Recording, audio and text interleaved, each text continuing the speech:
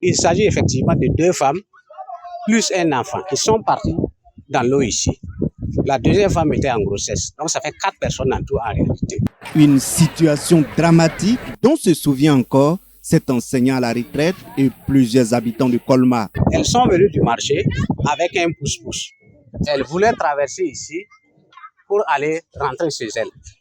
Alors, ici, elles ont pu traverser. Mais quand elles sont parties devant leur porte, le courant d'eau était tel qu'elles n'ont pas pu traverser. Et ça les a amenées ici. Et nous tous, on était témoins. Les femmes sont parties, elles sont tombées dans ça. Et elles sont parties jusqu'à Balakiendara.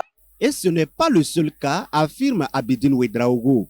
Selon lui, les premières pluies de cette année ont déjà emporté un enfant et plusieurs engins. La semaine passée, il y a un enfant qui est parti dans le Chetrou là aussi.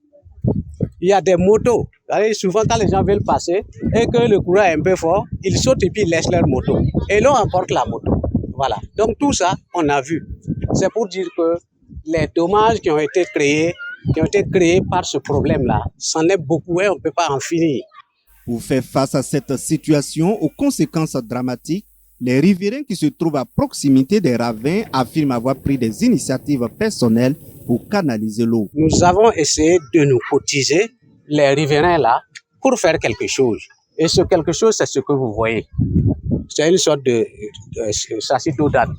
Mais la force de l'eau est telle que ça aussi, c'est parti. Donc actuellement, c'est difficile. Quand il a plu, c'est difficile.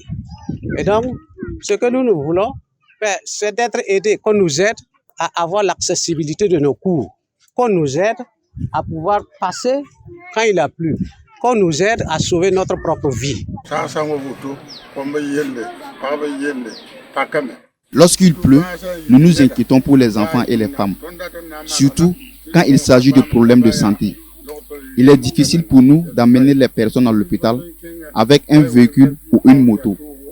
C'est un véritable problème pour nous lorsqu'il pleut et que l'eau remplisse les ravins. Si les autorités pouvaient nous aider à trouver une solution à cette situation afin d'évacuer facilement nos malades.